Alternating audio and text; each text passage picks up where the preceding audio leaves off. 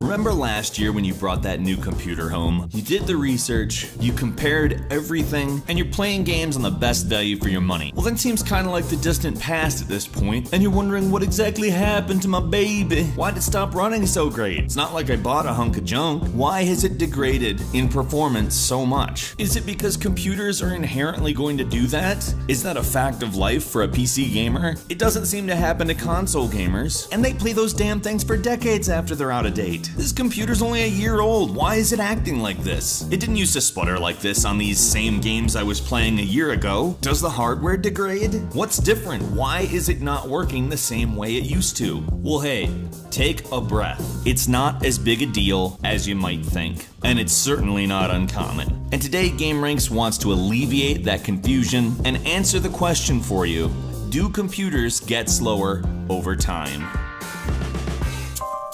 Okay, let's start with something basic. What do you use your computer for? I mean, besides games. Depending on your age, you could be doing homework on it, and you could be doing your taxes on it. You might do AutoCAD work, data entry, research, or you might be a popular fan artist on Tumblr. And other people your age go reblog crazy, while the lady doing her taxes goes reblog crazy as well. You definitely browse the internet, because otherwise how else would you be here? And that means your cache is full. That's your temporary internet files in case you're an Internet Explorer user. You're probably not though, says statistics. Meanwhile, what do console gamers use their game consoles for? It's alright, I'll give you a moment.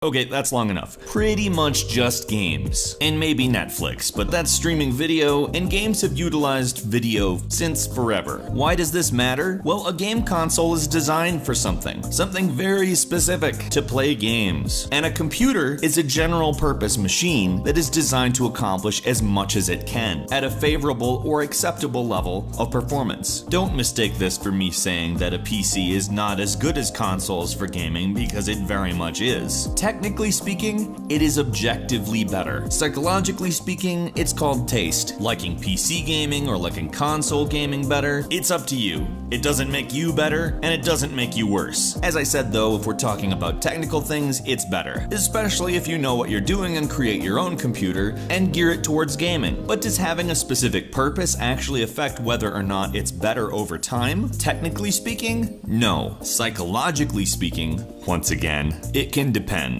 For instance, are you the type of person that installs browser toolbars? If you are, it's time to stop. I mean, it's not just browser toolbars I'm talking about, but really stop doing that. Over time, you install software on your computer. Whether or not that software is legitimately useful, it's debatable. I'm not going to talk about that, there's no judgment involved here. And whether you're installing legitimate software or illegitimate software, sometimes software runs something in the background. It may be a service, or it may be the program itself waiting in the taskbar to get activated, running in some kind of quote-unquote low power mode, to put it the best way I can. If you simply turn your computer on and play games and that's it, there's no way for this to affect you. Like if you built a Steam machine and you hooked it up to a nice big monitor and that's all it does, you turn it on, SteamOS comes on, and you start gaming, there will never be degradation, at least of any noticeable amount. I mean, eventually new games will overpower the amount of hardware you have. It may take a decade, but the phenomenon we're talking about in this video will not occur. But for some of us, it's not practical to build a machine specifically for gaming. Part of the allure of a computer is you can get so much done with it and also play games. In fact, many people use that as an excuse to get a computer from their parents. The point being that your computer is likely a home for more than just video games. And as you install more software, more of it may be running on your computer at any given time. For instance, my computer is constantly syncing things to Google Drive. That means it's reading a file, so my hard drive is being accessed, and a small amount of my RAM.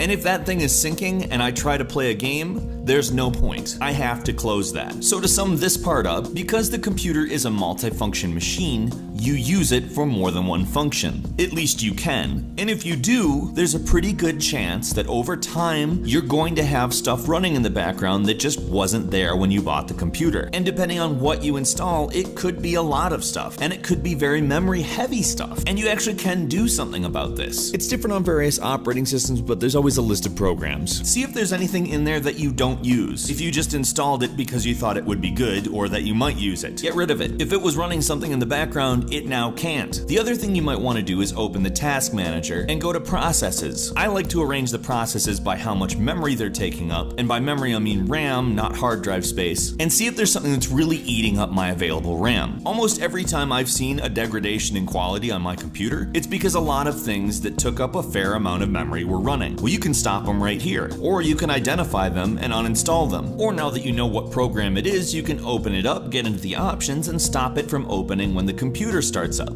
As I said, you're not stuck. You have options. There are things that you can do. And I would say that this is by far the most common reason why a computer would seem to be much slower than it used to be. You're running too much stuff. And you may not know that you're running too much stuff because you may not be using it at the moment, but it may be doing something. And that's not sneaky or anything on their part. I mean, it can be, but most software that does this is legitimate. There's certainly a lot of software that embeds itself in the background that isn't legitimate, and for that I'd recommend a malware scanner, which can also do a whole lot in improving the performance of your computer. But the main thing that I want to get at here is that your computer's hardware hasn't degraded over time. It's not really your computer at all. It's actually you. What you or your family or whoever else uses your computer has done to it, or more specifically installed on it, either on purpose or accidentally, is probably why your computer seems slower. It's why you're seeing more dips in frames per second. It's why that loading screen might be on there just a little bit longer. And like I said, you can do something about it. Something you can't do anything about that may have the same effect though is new versions of software. The reason why is that new versions of software are often optimized for more hardware. A lot of the time,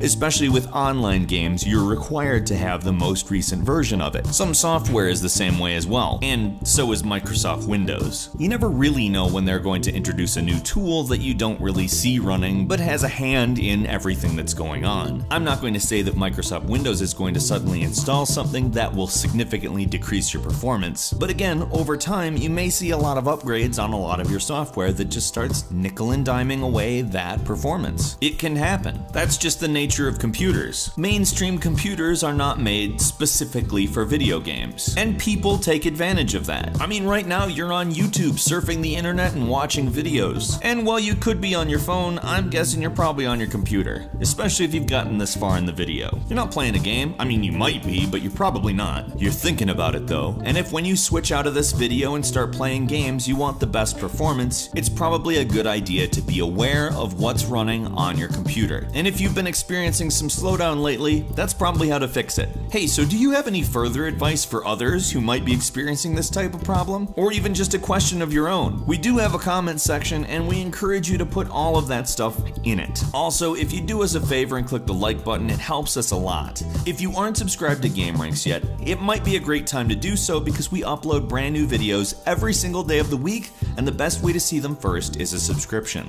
As always, we thank you very much for watching this video, and we will see you next time right here on GameRanks.